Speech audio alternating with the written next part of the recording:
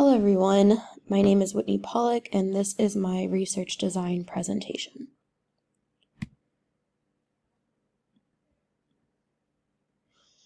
My research question is, what is the correlation between childhood abuse and dissociative identity disorder? Why is this research topic important?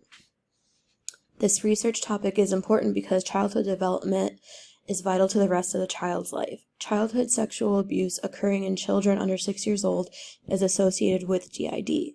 A child's upbringing can set the course for if they will have a mental health diagnosis in the future.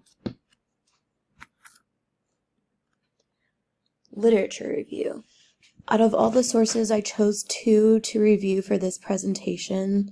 One is the analysis of a patient diagnosed with DID, and the other is a narrative relating to the mythology of Medusa and a DID diagnosis.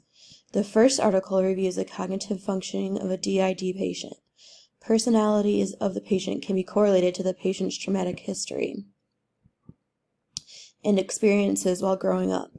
Diagnosis, treatment, and the patient's history are analyzed in the article.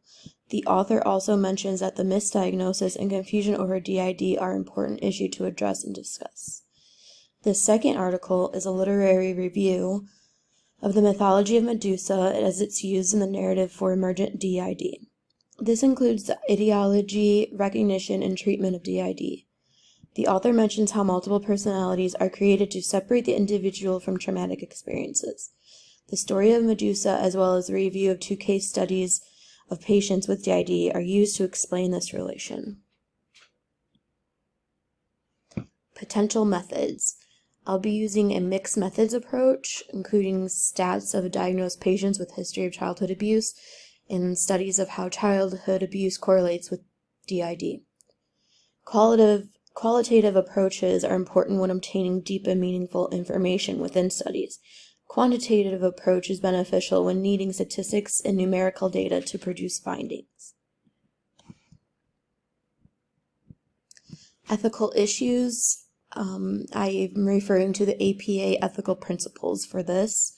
Section 4 in the APA ethical guidelines outlines the importance of privacy and confidentiality. Limits of confidentiality must be discussed with those participating in a study. Informed consent must also be applied to anyone who is participating in a study. Section 3.10 in the guidelines explains the responsibility of those conducting a study to obtain an informed consent. This includes explaining the study in the participant's language for the complete understanding of the study.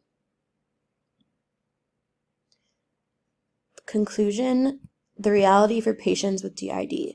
For some patients who have been diagnosed with DID, they've survived extreme childhood abuse, including sexual abuse. It's important to understand when working with DID patients, their minds fragmented at a young age to save them from the reality of their severe trauma. Here are the references for today's presentation. Please let me know in the comments if you have any questions or recommendations to improve this.